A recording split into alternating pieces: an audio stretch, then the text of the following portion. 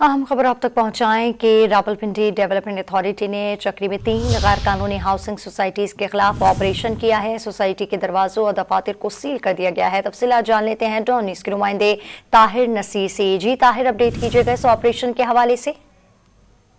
Rawalpindi development authority ने चक्री में 3 गैर कानूनी हाउसिंग सोसाइटीज के खिलाफ ग्रैंड ऑपरेशन किया है। इस ग्रैंड ऑपरेशन में पुलिस की भारी नफरी ने भी हिस्सा लिया। Operation blue world city, Avalon city और अब्दुल्ला सिटी के खिलाफ किया गया।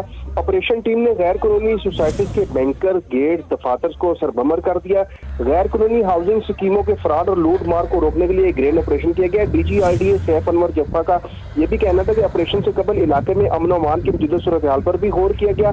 गैर कानूनी हाउसिंग सोसाइटीज के खिलाफ ऑपरेशन की निगरानी DGRDA ने खुद की, जबकि गैर कानूनी हाउसिंग स्कीमों के मालकान के नाजायज कब्जों की शिकायत मौसूल हो चुकी थी। और इससे कबल DGRDA की जानिब से साद नजीर और आसिम अजीज को नोटिस भी सर्व किए गए, जबकि आमिर कैनी और इमरान इस्माइल को भी नोटिस दिए गए और इनके खिलाफ मुकदमात का भी इंदराज किया गया। और ये दूसरा बड़ा ऑपरेशन है। इन जो 3 गैर कानूनी हाउसिंग सोसाइटीज हैं इनके खिलाफ ये ऑपरेशन किया गया। और DGRDA का ये भी कहना था कि FIA की मदद से अब ये जो सोशल मीडिया के ऊपर कंपेन कर रहे हैं गैर कानूनी जो हाउसिंग सोसाइटीज है, ब्लू वर्ल्ड, एवलॉन और अब्दुल्ला सिटी, इनके खिलाफ वहां पे भी मुकदमात का इंदराज करवाया जाएगा। बहुत शुक्रिया आपका तफसीलात देने के लिए ताहिर नसीर।